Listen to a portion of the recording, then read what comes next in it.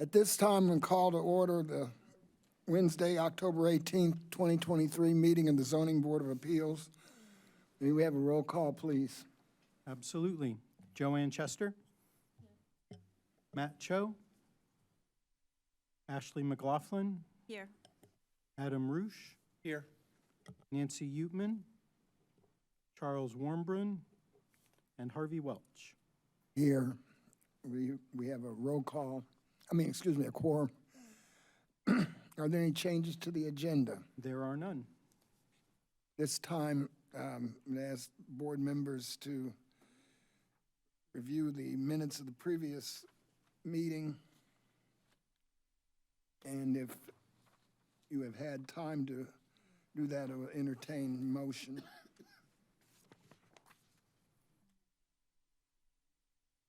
Would you, and if folks would go ahead and just leave their mics on throughout the meeting, and that way we don't have to worry about ons and offs. All right, it's been moved. Is there a second to that? Second.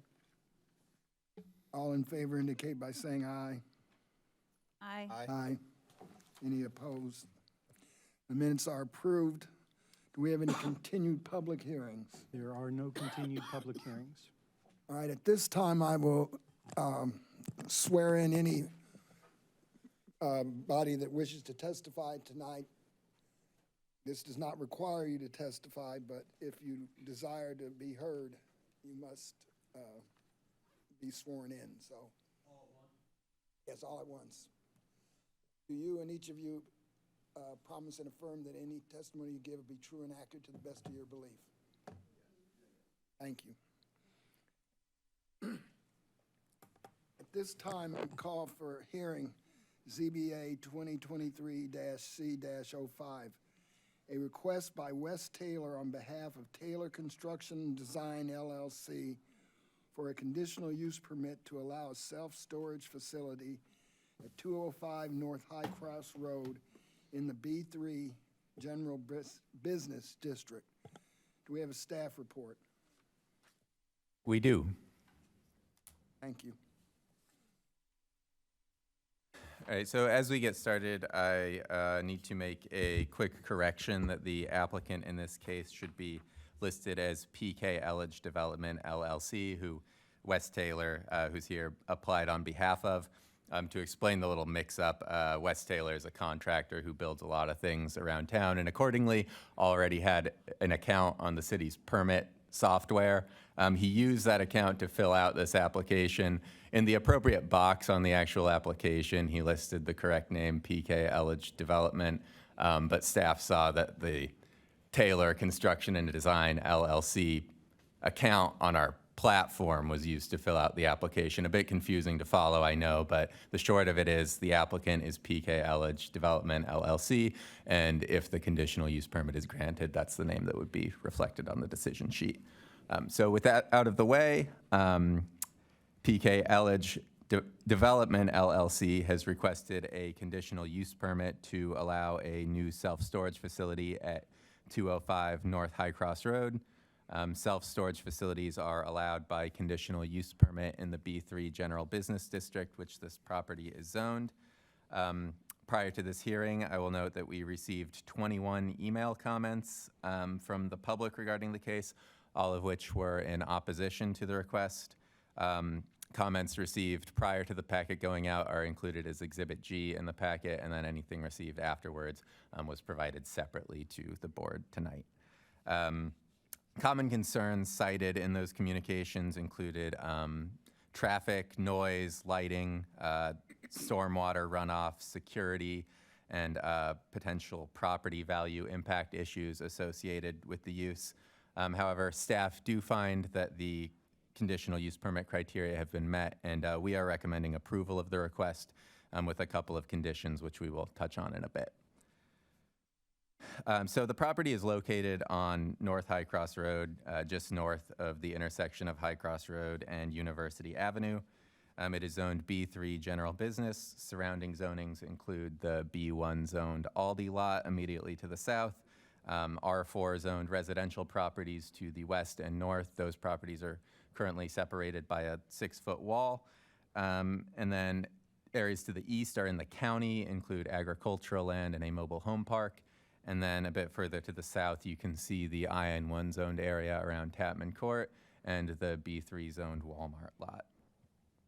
The applicant has provided a preliminary site plan, which shows 5 one-story storage buildings. There would be a mixture of climate-controlled and standard units throughout the facility, totaling approximately 300 units throughout the 5 buildings.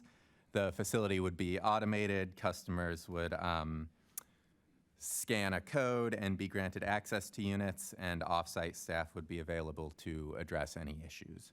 The applicant states that the facility would have business hours between 7 a.m. and 10 p.m. I will note here with the site plan up that it already generally conforms to B3 zoning regulations. One thing it does not show is 3 required parking spaces for a facility of this size, but the applicant has been informed of this, and as no variances are being requested, this and any other issues would need to be addressed as part of the typical site plan review prior to a building permit being issued. And then this is a rendering of the proposed business models, just so you have an idea of what they might look like.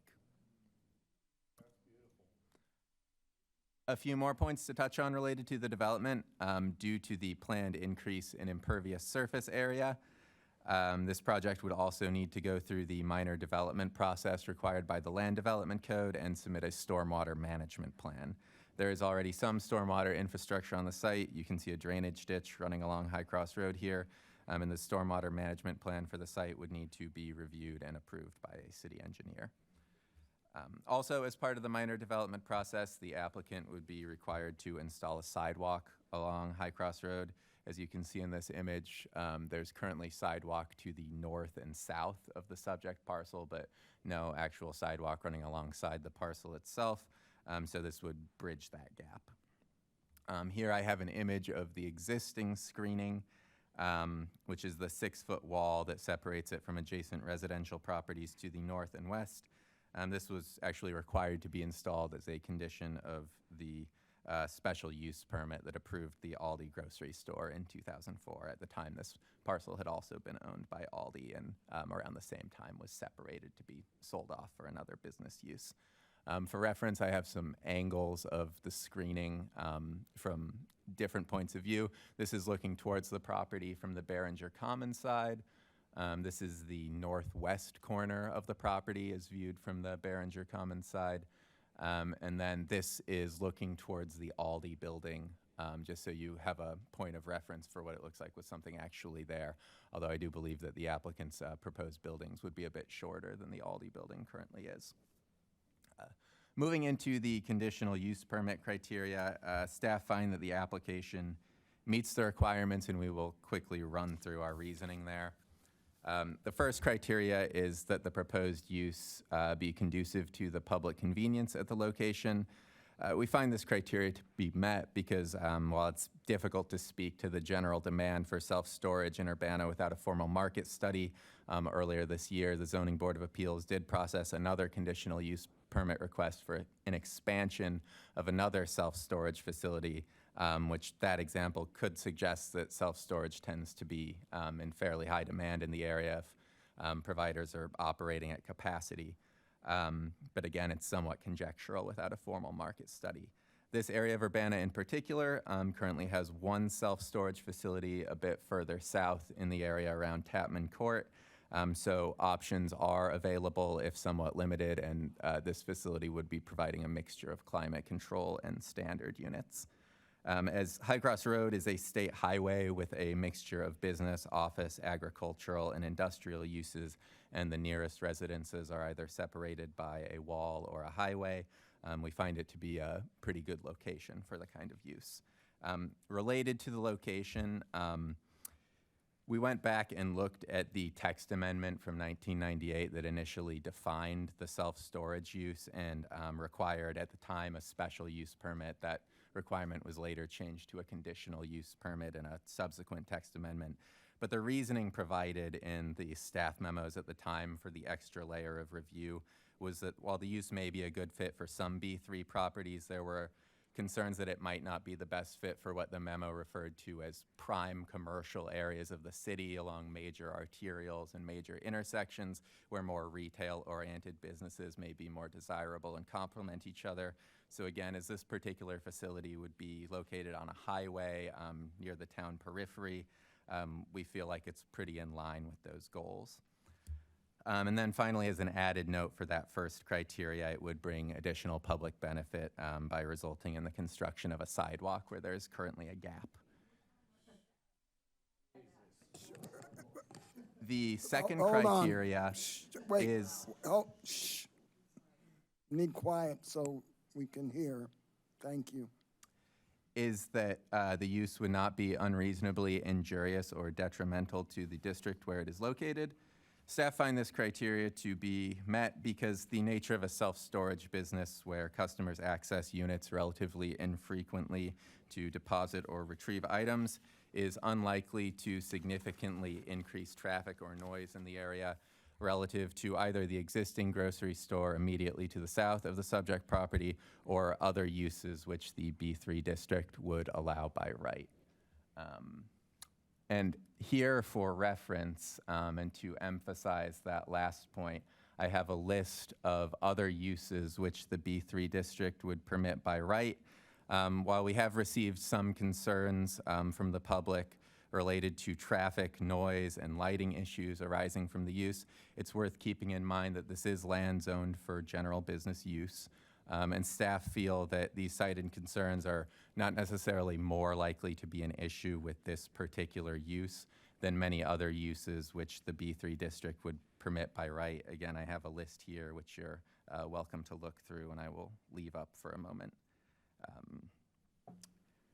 And then as far as lighting in particular goes, since that was mentioned, I will just note that the zoning ordinance does have regulations regarding lighting and requires the submission of lighting plans for most new developments where there would be 3 or more lighting fixtures, which has regulations about things like screening lighting from adjacent residential uses, as well as adjusting lighting levels for after-hours security, which any development would be required to comply with. The applicant has also proposed limiting business hours from 7 a.m. to 10 p.m. We'll note that limiting business hours would not be a requirement for any of these by right uses, which you see here, but should help to minimize impact in this case. As we saw, the property does also already have screening from adjacent residences, and as we discussed, they would need to submit a stormwater plan, which would have to receive approval from a city engineer.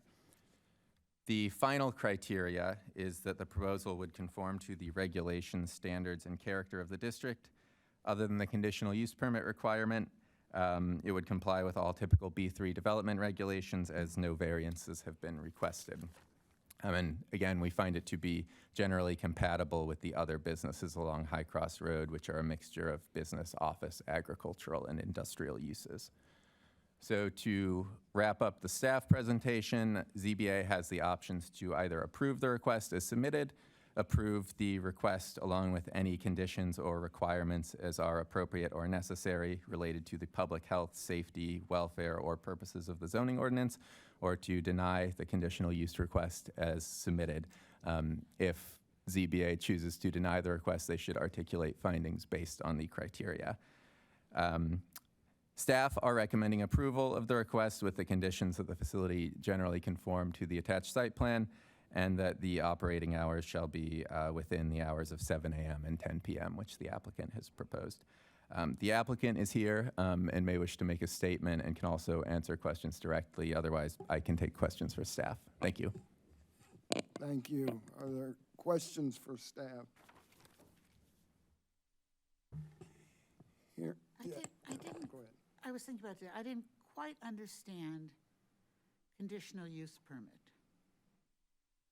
So without a conditional use permit, this facility cannot be built? That's correct.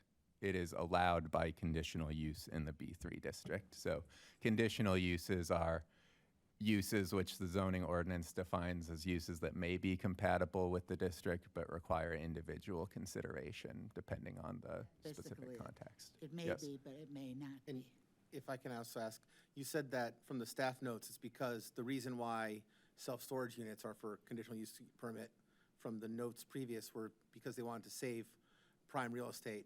If U-Haul wanted to build a facility here, they would be able to do that by right? If U-Haul wanted to build a self-storage facility at No, this, not a self-storage facility, a truck rental facility. I would need to look at that particular use. Okay. I saw that I on don't the know list off the would be top of my equipment head. rental, If so that's truck what I was- rental was on the list of permitted uses, then yes, that would be allowed by right. Okay. Any other questions? No, no, wait,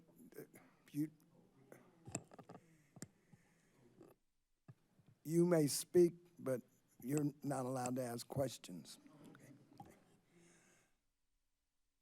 All right, thank you. Thank you. Does the applicant wish to be heard?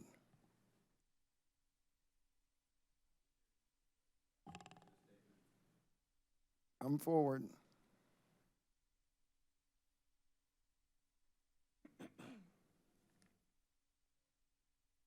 I'm just here to answer questions, supposed but I can offer a Are you statement. supposed to If sit down or stand up? I'm Wes Taylor. Mr. Taylor, could you sign in at the sign-in sheet? And anybody else who speaks, please sign in at the sign-in sheet when you come up. Thank you. Print your name. I'm Wes Taylor. I'm the applicant. I am mainly here to just answer questions if you guys have any, but I'm happy to make a statement if you want me to. Are there any questions? There are no questions. You're free to make a statement if you like.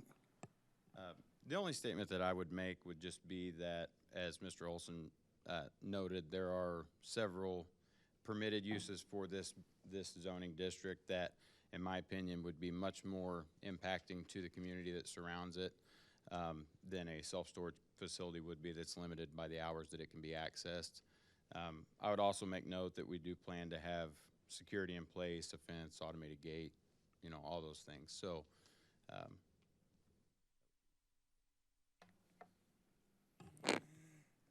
Thank you. yes, sir. Is there anyone who wishes to be heard in favor of this proposal? Hearing none. At this time, we will hear from those who are opposed to the proposed conditional use permit. So, go for it.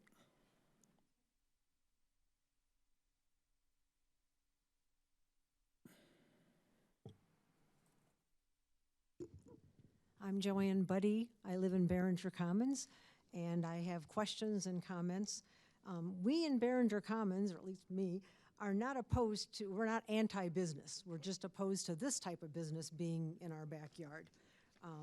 How many of you would like this in your backyard, 2 blocks from your home, or at the entrance of your neighborhood? Okay? And we think it'll affect property values, which might, and we're wondering if the city is prepared or the county is prepared to lower our property taxes, because many of us pay $15,000 to $17,000 a year in property taxes, and I don't think this is what we bargained for when we're paying that much in taxes. The property was originally zoned B1 to be a neighborhood business, and in 2020 it got rezoned to be a B3, and I don't know why that happened, but I would literally like to recommend it goes back to a B1, so you have a small business, local, like you can have a cafe, or you can have any number of businesses, but I don't know why it got rezoned to B3. I'm suspecting it's because OSF wanted to put a convenient care in there, but I don't know if that's why it got changed, but in my opinion, it should be changed back. We have a very upscale residential community, and this is not gonna help the aesthetics of our neighborhood at all. Your staff opinion said that the increased traffic wouldn't be relevant because people visit self-storage facilities infrequently. Well, and since they visit self-storage units infrequently, they shouldn't have a problem driving to Savoy or to the other side of Champaign.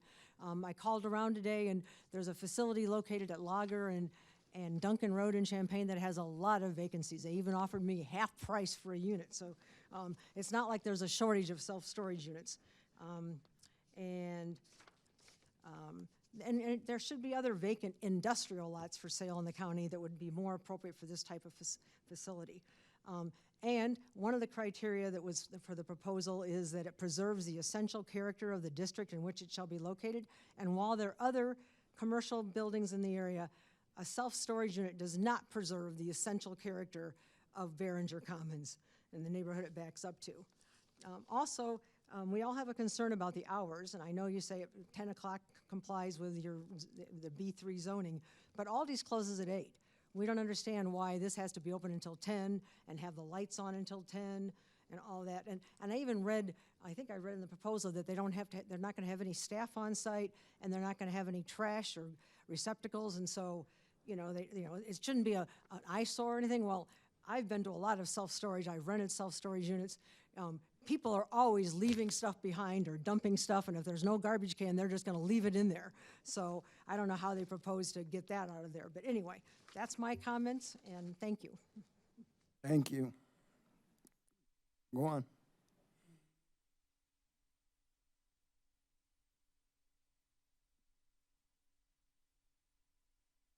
Hi, I'm Vicki Trimble. I also live in Behringer Commons, which is a higher-end residential residential subdivision.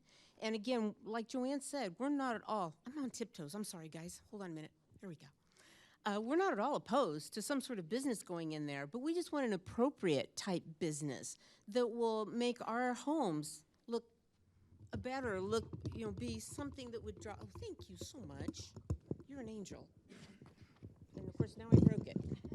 Here we go. But we just want a nice business, something that would be very appropriate to be around a high-end residential home subdivision. And we have a lot of elderly people. That's why we don't have a lot of people here tonight. We would have more, but many of them are elderly. Many of them are snowbirds and leave. So homes are left vacant a lot of times for 6 months at a time in our subdivision. And as good neighbors, I mean, we're a close-knit community. We watch over everybody, and we take care of each other. But there is concern about security and what could happen if you move something like this in. And that's, again, why we don't have maybe as many people here tonight as we would have liked to have had. We just feel that with the tax base, I'm one of them that pays $15,000 a year. I have a large home. I'm there by myself, and we've all worked hard to have what we have. We've had good jobs in the Urbana-Champaign community. We have good retirements. Many people are still working. We have a lot of families. But we work very hard to keep our homes up so that they look nice, and we take care of things. And that's why I guess the city thinks our homes are so valuable and why we pay such high taxes. And something tells me that once that moves in, I'm just convinced my home property value will go down. And without me filling out waivers and forms and whatever and arguing them with the city, it's not like you're going to just openly say, oh gosh, Vicki, we're really sorry your home value went down and we're going to lower your taxes. No, that's not going to happen. So that's really frustrating, and we're the kind of community that this is a good neighborhood. These people visit small businesses here in Urbana. We thrive to go to farmers market. We love doing things in Urbana, and we spend a lot of our money there. So you don't want to lose this kind of population. These are good, hardworking, caring people who volunteer in the community, who do wonderful things. And we don't want to lose people because now their home value is going to go down, and well, they got a second home in Florida or Arizona anyway, so we're just going to sell this home and move elsewhere. It's just so frustrating to us because we work so hard to have such a nice place to live, and then to move something like this where there's got to be so many other opportunities in Urbana where this could be built. I really feel like there's so many other places that would be much, much more appropriate. So anyway, I just want to thank you for your time, your consideration, and to let you know that we're law-abiding people who really are trying to do the right thing, and we just don't want our homes to go down in value. We don't want to have trash in our homes. Aldi's been a good neighbor. They have been wonderful. Walmart's a different situation. I get a lot of trash from that area, unfortunately, on trash day. It happens. But Aldi, we've really enjoyed working with them, and I've been on the board, the HOA board, for 6 years. I'm not currently, but I have been, and they were wonderful neighbors. I really hope we can find somebody else who would be a wonderful neighbor with a kind of business that would really fit into our subdivision. Thank you so much for listening. Thank you.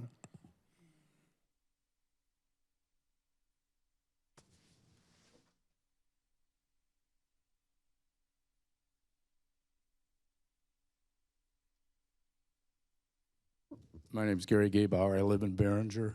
I did a little bit of research. There are already 6 other storage facilities in Urbana, and one of them is at the intersection of Route 45 and Airport Road, which is not that far from where Aldi's is.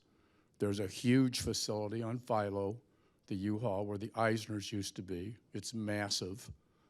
I don't know what he's talking about High Cross Road with a mix of businesses and so forth. There's a church and the Apple Dumpling Restaurant. Those are the only businesses that I know that are on High Cross Road, starting from 130, going as far north as you would like to go to Rantoul. There's nothing else on there. And that's High Cross Road ends at 130. And as they've said, there are 280 taxpayers. And if you sent a note around to everybody, I don't think you'd find many favorable votes out of 280, and multiply that by the $10,000 to $15,000 that people are paying to taxes. And we sort of expect, when we're paying that kind of money for our input, to have some value. Thank you.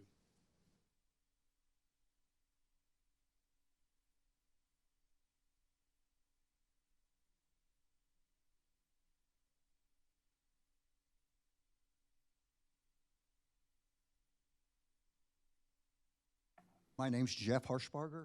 I live at 201. This is my wife, Grace, and I live at 201 Behringer. We moved in a year ago from rural Piatt County. And let me tell you about experience with zoning.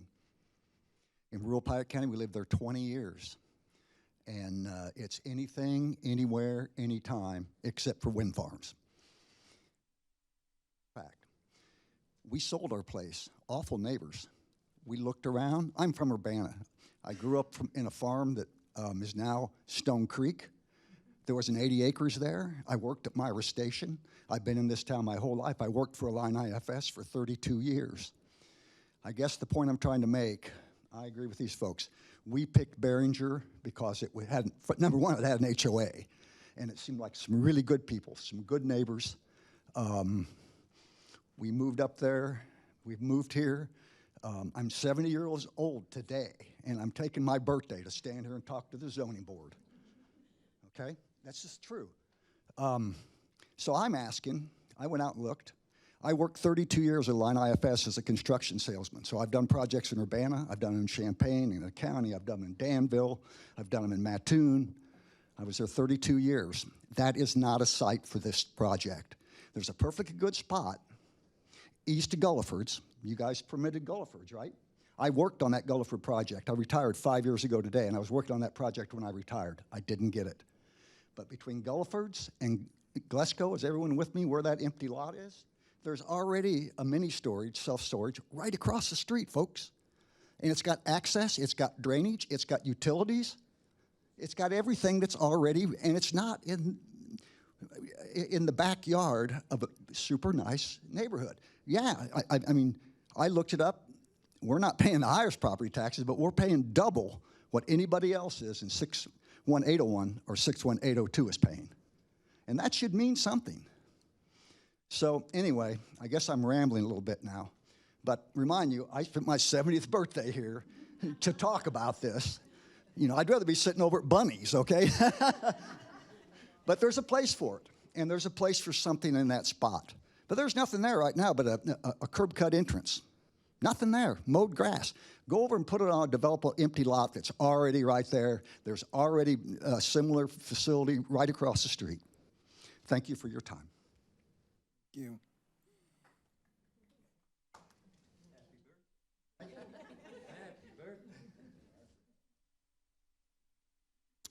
On the rendering of the Gotta sign in. proposed, Could you please Sir, sign in? You have to sign in, sir.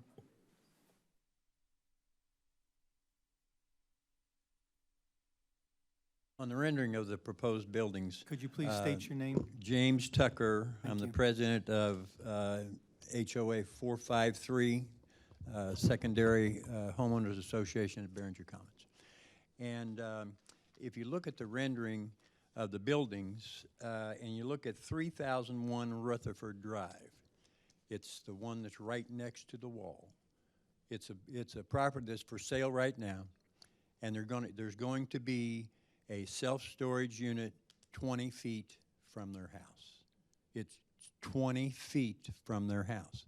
And she hadn't sold the building, she hadn't sold the property yet, but can you imagine buying a piece of property, paying over $250,000 for a piece of property, and all of a sudden the bulldozers come in and start tearing it up, and 20 feet from your property is going to be a self-storage building?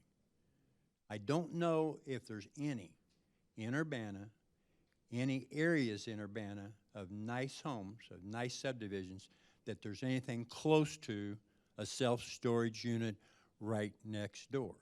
In my case, it's in my front yard. It's 50 feet from my front yard. I look at it every morning. When I look out my front window, I'm going to look at metal roofs. I think it's wrong. I think it's the wrong thing to do. And I also think it's wrong for the zoning board to already have made their decision without talking to and listening to the people in the area. Thank you. Thank you. Anyone else wish to be heard?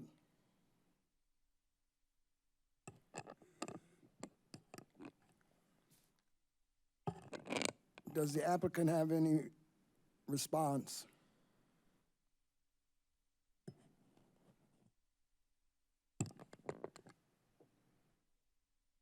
Yes, sir, I do. Wes Taylor, the applicant, speaking. I just want to point out, and first of all, I understand everything that you guys are saying. I value your comment. I do want to point out, just for the sake of the zoning board's understanding and for theirs as well, just a few of the permitted uses that I talked about earlier that could be built here without any say-so of any neighbors or anyone else. Just to name a few are an adult entertainment store, a dispensary, a liquor store, a tavern, a nightclub, a mortuary, and a gaming hall. Those are just a few of permitted uses for the B3 zoning district. It's my opinion, and obviously I might be biased to the fact that I'm the one that wants to build the buildings, but if I was going to have a house in Behringer Commons, and I stood the risk of someone moving in without any say-so on my behalf whatsoever, building any of those category of business, I would be outraged. And so, I understand that some of the concerns are the security, the lighting, as Mr. Olson said. We're required to submit a lighting plan. We're not proposing any absorbent amount of lighting or anything egregious or outrageous. The traffic that would come to our complex would be directed from 130 or University Avenue. There's no reason for anybody that wants to access our complex to go through the Behringer Commons subdivision. Excuse me. As a part of our development, we are going to put the sidewalk, if it's approved, we're going to put the sidewalk from where it stops now all the way through, so there'll be a thoroughfare there. And in terms of the property values, I personally don't know of any support or any studies or research that shows that self-storage complexes adversely affect the property values that surround them. So, it's our desire to do something nice, to build something nice here. I understand that, trust me, I understand self-storage complexes have gotten a bad rap over the last years or whatever because people allow derelict vehicles and boats and campers and you name it. On this particular site, there's not room for that, nor do we want to allow that. As the owner of this development, it's not my desire to have something there that is unsightly or, an eyesore for the community, the neighbors, or for anybody else. So that would be my input on that. It's our wish to do things in a way where it pleases everybody. And so thank you for your time and consideration. Thank you.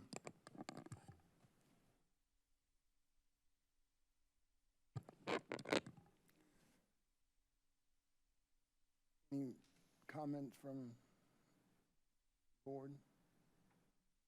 I do have a question for staff, following up on some of the comments from the public. They mentioned that this area was rezoned in 2020. Do you have any information on, sorry, the public comments mentioned that this area was rezoned from, B1 to B3 in 2020. Do you have any information on that rezoning and the logic behind why it was rezoned? So that rezoning was prompted by OSF Healthcare's purchase of the land. At the time, they had plans to construct a clinic there, which also required a special use permit. So Plan Commission kind of simultaneously processed a rezoning of the parcel from B1 to B3, as well as a special use permit for the OSF clinic. With that said, Plan Commission, when they evaluate rezonings, they're supposed to reevaluate the suitability of the parcel for all the possible uses that could be allowed in the district. So some of the other things they took into consideration were the size of the lot. It's a bit over 2 acres, which is a pretty large lot, larger than most B1 lots in the city, as well as the existing screening, separating it from residential areas, and the nature of the other businesses in the area.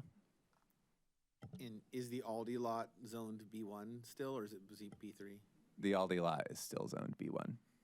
And I'm assuming, but just to confirm, these two lots are not part of the Behringer Commons neighborhood that would fall under the HOA because they're businesses, since the residential fall under the HOA, but this wouldn't fall under that purview in any way. So it's not the city's role to enforce neighborhood covenants. I am not aware that the neighborhood covenants apply to these parcels. Okay.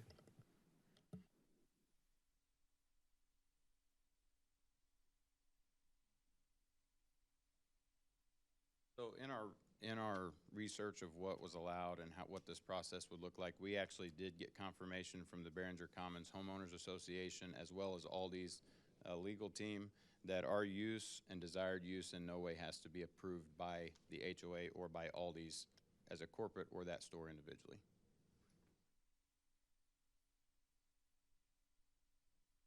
Can I ask one more question? Go ahead. How could we get this changed back to a B1? That seems to be the major screw-up by the zoning and the planning commission. It should never have gone to a B3. How can we get it back to a B1 where the businesses that would go in there would be appropriate as to what we're getting?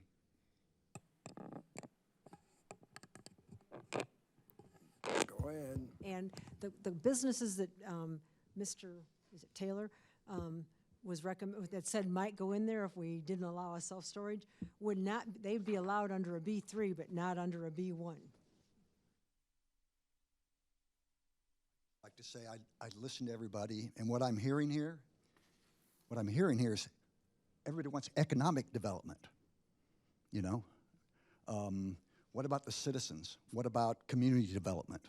This doesn't do anything for community development. At least Aldi's, we can walk down there and get an array of cheese. I mean, it's an amazing place. But this does nothing for it. It's all economic development.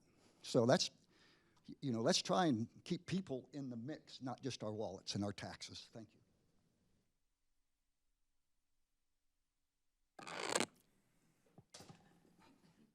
Go on. I just gotta say, I agree. It's like you're punishing the good kids. We haven't done anything wrong. We've tried to be good citizens here. And if this goes through, it's like setting your children up for failure. It's like throwing them out the door because people will leave us in Behringer, and I hate to lose my neighbors. And I don't want to see that happen. Am I allowed to ask questions of the commenters? Sure. Go right ahead. Has the HOA looked into purchasing the property? We are now. We just didn't know at this point. But yes, sir.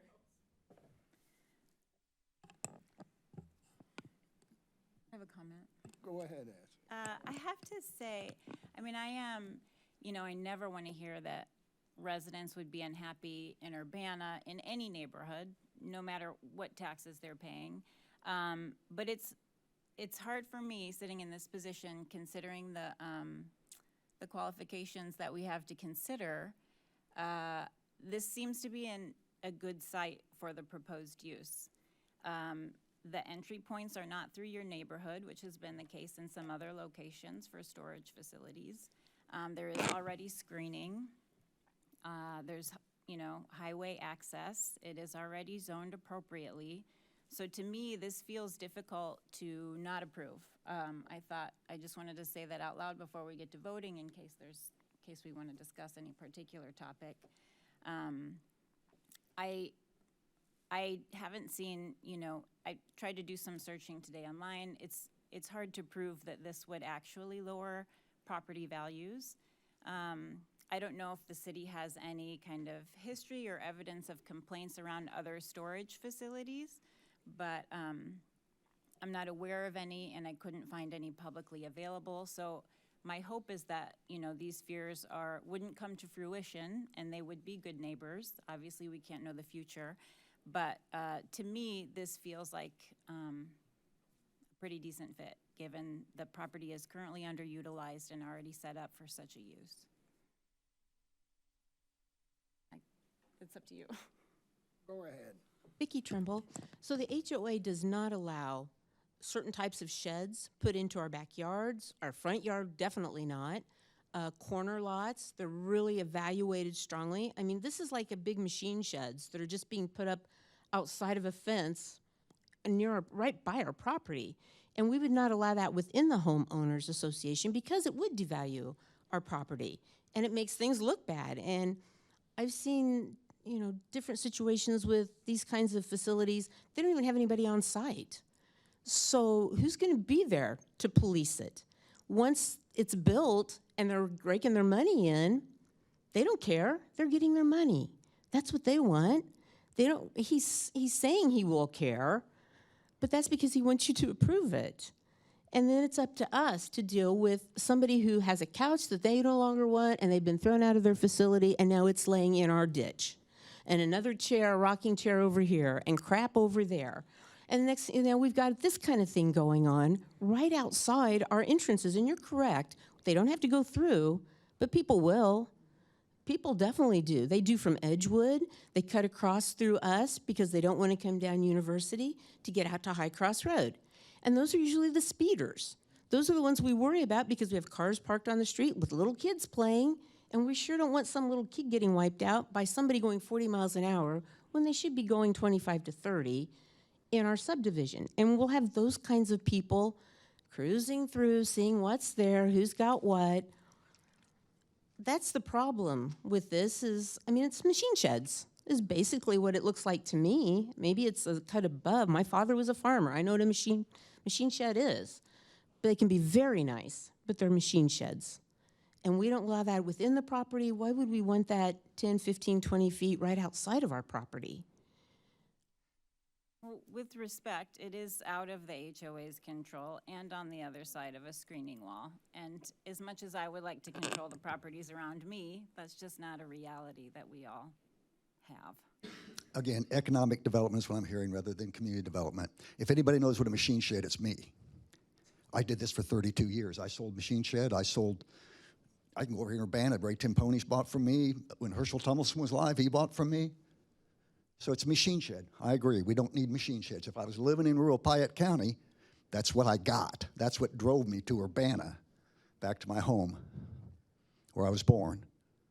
So I wouldn't, don't make your decision on economics. Make it on your citizens.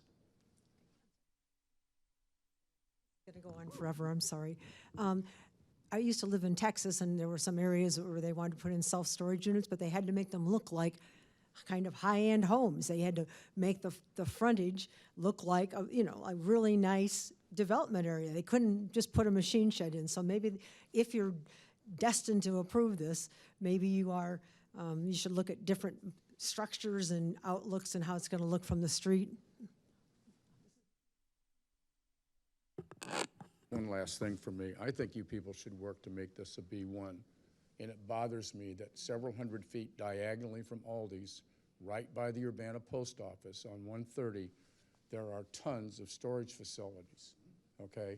I could actually, at my age, even jog from where that is to those. So it's not like at that particular intersection, there is not already a large storage facility right by the post office, right south of the Urbana post office on 130. If I may comment, I would say that this zoning board of appeals is not qualified nor empowered to make the decision of whether that should be a B1 or B3 lot. That is up to the council and planning commission ultimately. So that is where the power lies for that.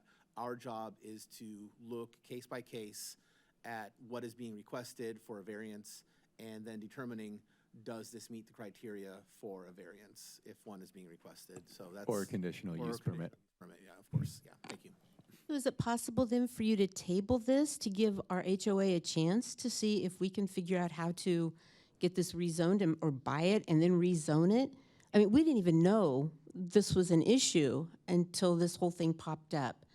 So with that being said, we'd like the opportunity to see what we might be able to do to get it ourselves, and then we could rezone it and do something with it ourselves, as opposed to having this go in? So if I can comment, this is private property. It is owned by a person that is able to sell it to whomever they would like. This person has put in a request to build something on that property. It would be inappropriate for us to table their request to allow somebody else to purchase it. That would not be fair. Now, it is the purview of the property owner, somebody acting on behalf of the property owner, the plan commission, or city council to request rezoning of a property.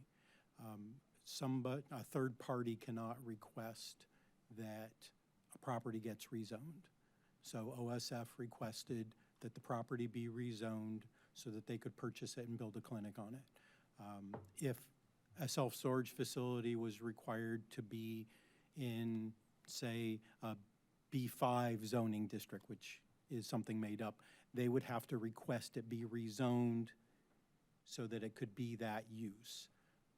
If you wanted to purchase the property and then as the owner, or with the owner's permission, request that it be rezoned back to B1, you could do that, but we would not table a standing request to give somebody else the time to do that. That would not be fair, and that's not how the zoning ordinance works. I would also just note that rezonings, like the rezoning of this property in 2020, are required to go through a public notice and public hearing process. So it did So go through. you all just received exactly this. notice of If we this lived here. rezoning. If you are live within there. 250 feet of the subject property. Within 250 feet. 280 homes that didn't get letters when you put that back to a B3. Those are the notice regulations that City Council agreed to and which are contained in the zoning ordinance. We also place a sign on the subject property and place a notice in the News Gazette. Very few of us got notices about this meeting or about the proposed use. So I don't know how you decide who to send it to. Out of 280, I bet only maybe 15 or 20 got the letter. We sent out 34 letters for this case. 34 letters out of 280 homes in Behringer Commons, okay. Are regulated by the distance, not by any arbitrary neighborhoods or subdivisions. That would be, again, arbitrary and capricious to pick different distances that we would notice. It is simply up to the neighbors maybe then to notify, hey, I got this letter. You might be too far away to have gotten notice of it. So the system works. Can I ask what the process is for approving a conditional permit when you have opposition from the neighborhood? The Zoning Board of Appeals listens to comments that are emailed or mailed in. People come and they make comments in person. The Zoning Board of Appeals listens to all of those and then they render their decision. There is no additional standard of like a two-thirds vote Oh, rather I than thought a I read that on your 50% vote. website, that a conditional permit application that had opposition from the neighborhood had to have a two-thirds approval by the zoning board of appeals. I believe all conditional use permit applications require a two-thirds vote for Okay, approval. I and can I don't think you have check that right two-thirds of now. the board here tonight. We have a quorum, so it would be two-thirds of present members.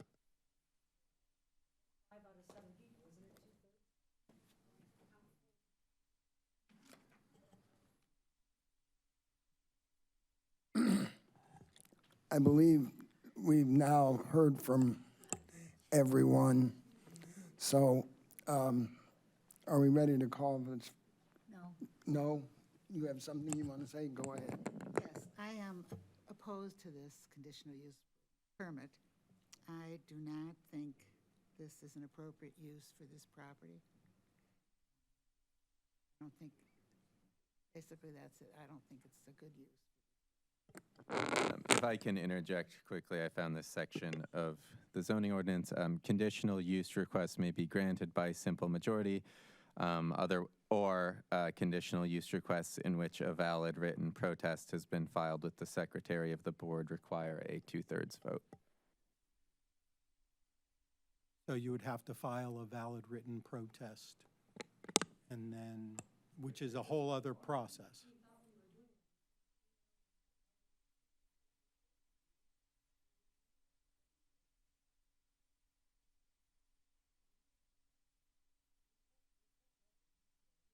That is a separate from what a valid written protest is as defined by the zoning ordinance. There's So a to whole extra clarify, process. a valid written protest would require a two-thirds of the vote board, not simply a two-thirds of quorum? Or would it still be two-thirds of attendance? It just says a two-thirds vote, so it would be two-thirds of attendance.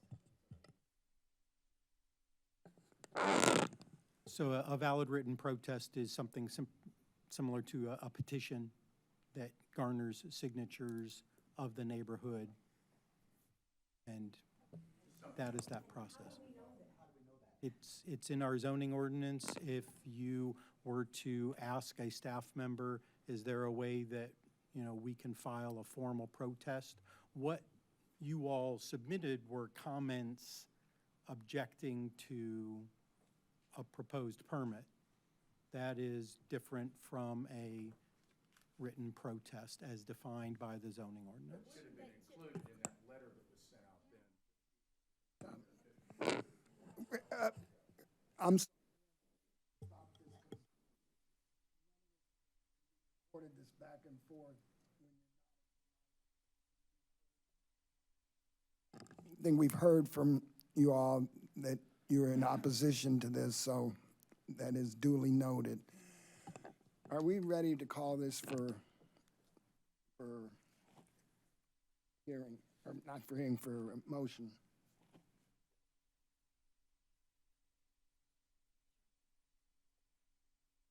I don't have any other questions. You have another question? Yes, go ahead. No, Ashley. I don't have any other questions. Are we ready to call this for motion? Sure, I move that the Zoning Board of Appeals approve the proposed conditional use permit in case ZBA-2023-C-05 with the conditions that the self-storage facility shall generally conform to the attached site plan. And number two, that the self-storage facility's operating hours shall be between the hours of 7 a.m. and 10 p.m. Is there a second to that? I'll second it. All right. Called for vote then?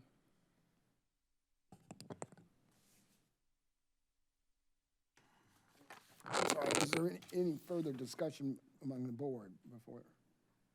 Hearing none, we're ready for a vote. Ms. McLaughlin, Yes. Mr. Roosh, Yes. Mr. Welch, No. and Ms. Chester. No.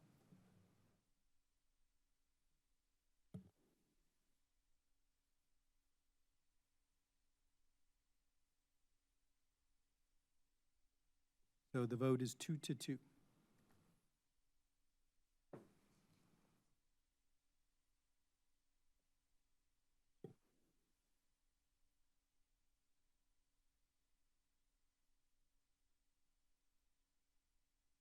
So then the vote fails because it was not passed by a simple majority.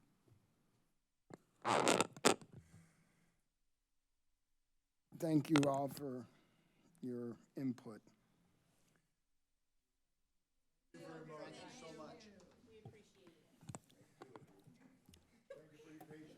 Is there any unfinished business? There is no unfinished business, Any new business? no new business. Excuse me, ladies and gentlemen, can you please take it outside? We're still in the middle of the meeting. Thank you. Is there any public input? No, there is no additional public input. Staff report? No staff report or study session. Then at this time, I would move that we be adjourned. We are adjourned at 7:57. I vaguely remember when they